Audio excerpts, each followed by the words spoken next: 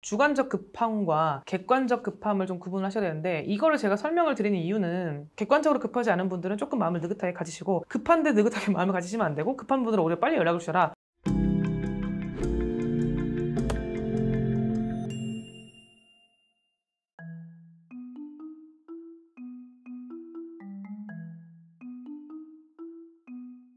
뭔가 예민한 주제일 수도 있는데 이 댓글들 보면 뭐 다들 모든 사람들이 그렇지만 다 급하잖아요.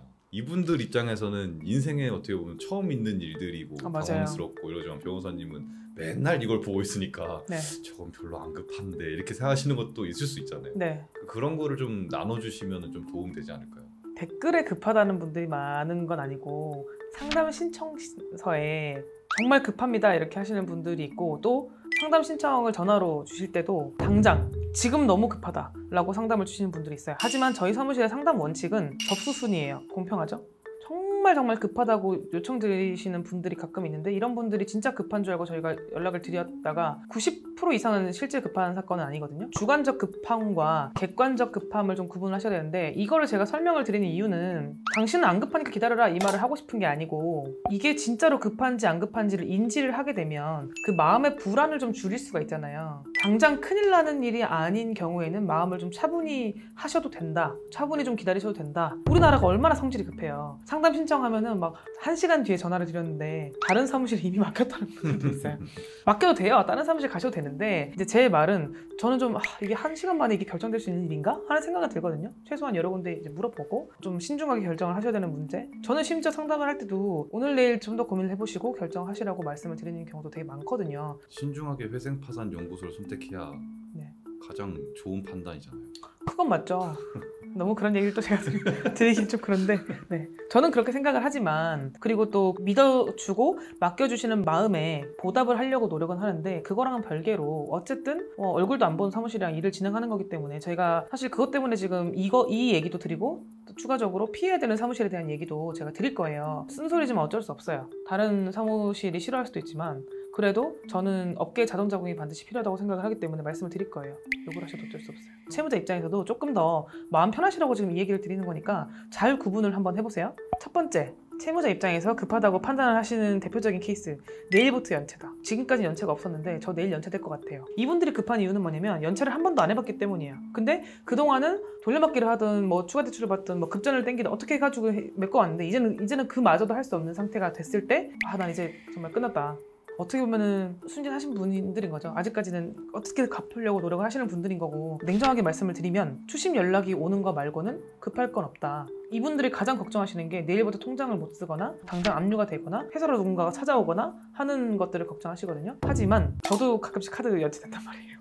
통장에 잔고가 충분하지 않은 경우에는 일부 미납이 생길 수가 있잖아요. 잘 안 그러시나? 왕왕 있는 네, 그래서 다음날 보면 카드사에서 저한테 전화가 와요. 미납 얼마 정도 있는데 그거 납부하시라고 연락이 올 때가 있거든요. 그만큼 1, 2일 차에는 별다른 일들이 일어나진 않아요. 다만 연체가 좀 5일 이렇게 넘어간 때부터는 독촉이 좀 자주 시작이 되죠. 근데 그게 여러 개잖아요. 여러 개니까 하루에 받는 전화의 개수가 많아지겠죠. 결론은 당장 압류가 되거나 그런 문제도 아닐 뿐더러 물리적으로 압류를 하기도 어렵기 때문에, 압류가 어떻게 되냐면, 압류가 그냥 연체했으니까 통장을 이렇게 압류를 하는 게 아니에요. 법원의 집행 권한을 받아야 되거든요. 그러면은 법원에 사건 접수를 하고 법원의 결정문을 받고 집행문을 받아가지고 실제로 집행을 할 수 있을 때까지는 아무리 못해도 최소 한 달 이상 걸려요. 최소 한 달 이상. 실제로는 거의 2달 이상 걸리기 때문에. 근데 제일 걱정하는 건 연체 정보 올라가는 걸 걱정하지 않을까요? 연체 정보도 단기 연체 정보는 괜찮아요. 그 연체 정보는 3개월 이상이 돼야 장기 연체 정보가 등록이 되거든요. 그리고 3개월 이상이 돼서 장기 연체로 등록이 되면 그 기록은 5년간 보존이 돼요. 그래서 저희가 3개월 되기 전에 빨리 신청을 하라고 해요. 그래야 빨리빨리 갚고 빨리 벗어날 수 있으니까. 2달 하고 한 3주 지난 사람은 진짜 급한 사람인가요? 너무 늦었는데? 왜냐면 저희가 일주일 만에 접수를 못 해주거든요. 그런 상황을 제가 나중에 말씀드릴 거예요. 제가 이 말씀을 계속 강조드리는 이유가 뭐냐면, 당장 급하지 않은데 본인이 급하다고 생각을 하니까 아까처럼 1시간 만에 사무실을 결정하고 나서 수임료까지 입금하고 나서 내가 좀 경솔하게 판단을 했나? 라고 후회를 하는 경우들이 있기 때문에 미리 말씀을 드리는 거예요. 내일 연체가 될 사람은 오늘 당장 사무실을 결정해야 되는 분이 아니다. 개인회생 자체는 결정했다 하더라도 개인회생을 어디서 할지에 대해서는 꼼꼼하게 알아보고 판단을 하셔야 된다라는 말씀을 드리려고 하는 거예요. 두 번째, 연체는 이미 됐어요. 법적 조치를 하겠다. 당신에 대해서 뭐 추심도 할 수 있고 뭐 찾아갈 수도 있고 뭐 이런 이제 전형적인 문자가 오잖아요. 뭐 문자를 받을 수도 있고 전화를 받을 수도 있고 우편물을 받을 수도 있고 이런 경우에는 제가 각종 우편물에 대해서도 제가 안내를 한번 했지만 당장 내 집기에 딱지가 붙을 것 같은 공포를 갖고 또 연락이 오시죠. 근데 이런 것도 집행권한이 없기 때문에 딱지를 못 붙여요. 이 부동산 압류도 압류잖아요. 그러니까 압류는 압류할 수 있는 권한이 있어야 돼요. 근데 그 권한이 없기 때문에 할 수가 없고 연체가 뭐 1, 2주 된 상태에서는 이제 압류나 이런 것들은 할 수 없어요. 물론 가압류를 할 수 있거든요. 가압류, 본안, 본압류 이렇게 가는 거기 때문에 임시적인 압류, 가압류는 할 수 있어요. 근데 그 가압류를 은행들이 왜 안 하냐면 돈이 많이 들어요. 제가 채권자예요. 피디님의 통장을 한 1,000만 원 정도 가압류를 하고 싶으면 그 가압류 자체는 통과가 돼요. 그리고 가압류 신청 비용은 비싸지 않아요. 근데 그 통장을 묻기 위해서 법원에 공탁금을 걸어야 되거든요. 나도 베팅해야 하잖아요. 그쵸? 그 공탁금이 50%, 25%, 뭐 20% 이렇게 나오거든요. 그러면은 제가 만약에 50%를 걸라고 하면 제가 500만 원을 법원에 공탁해야 되잖아요. 저는 개인이니까 할 수 있죠. 근데 은행의 경우에는 모든 채무자들마다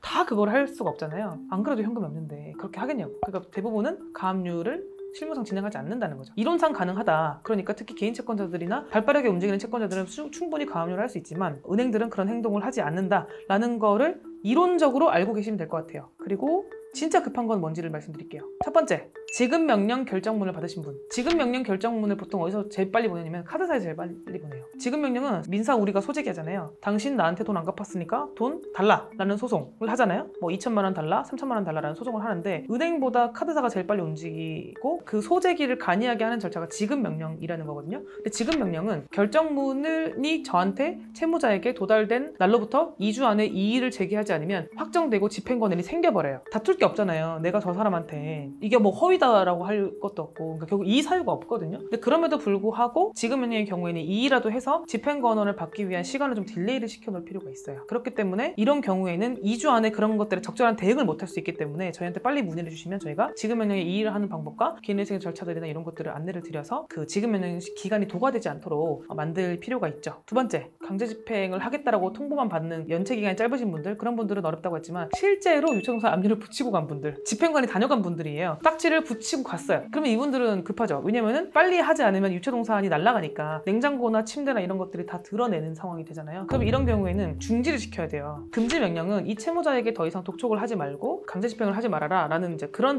명령이잖아요. 이 중지 명령이라는 거는 또 통장 압류를 했으면 그 압류되는 그 통장에 대해서 중지를 하는 거고, 이 유체동산 압류 같은 경우에 유체동산 압류한 그 이후에 그 집행을 막는 효력을 가지고 있거든요. 그래서 이런 경우에는 진짜 긴급하게 연락을 주셔야 돼요. 왜냐면 하루하루가 급하거든요. 유체동산 집행물을 경매 붙이거나 하는 것들이 바로바로 이루어지진 않는데 적어도 그 이후에 해결하는 것보다는 그걸 중지하는 게 가장 간편한 수단이기 때문에 이런 분들은 빨리 연락을 주시는 게 좋죠. 그리고 그런 것들을 상담할 때도 기재를 빨리빨리 해주시는 게 좋아요. 세 번째, 똑같은 논리인데요. 채권자가 압류를 실제로 한 거죠. 지급 명령이 결정되고 2주가 도과해서 집행문을 받아서 압류를 한 번도 있을 거고, 아니면은 장기 연체자들, 이런 분들은 이미 이제 연체가 오래돼가지고 또 다른 압류, 나는 채권자들이 나를 잊어버린 줄 알았는데 한 4년 만에 그 일을 시작했더니 귀신같이 알고 압류를 해버렸더라, 뭐 이런 분들 꽤 있거든요. 이런 경우에도 빨리 연락을 주셔야 돼요. 왜냐면은 은행이 압류금을 추심하기 전에 중지할 수 있으면 중지를 하고, 사람마다 적절하게 이렇게 대처하는 수단이 다르단 말이에요. 그래서 그런 것들은 연락을 주셔야 저희가 이걸 어떻게 대응할 수 있는지에 대해서 빨리빨리 판단을 할 수 있기 때문에 이런 분들은 정말 긴급하게 저희가 상담을 해드려야 되는 건이죠.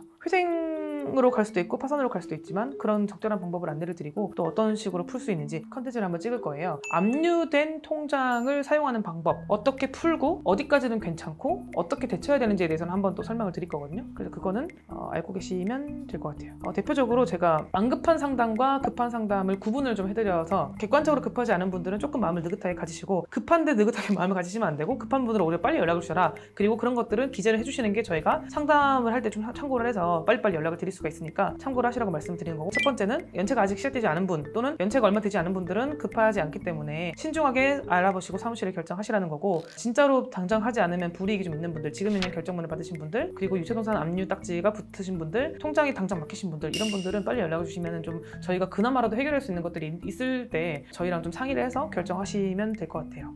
네, 이상입니다.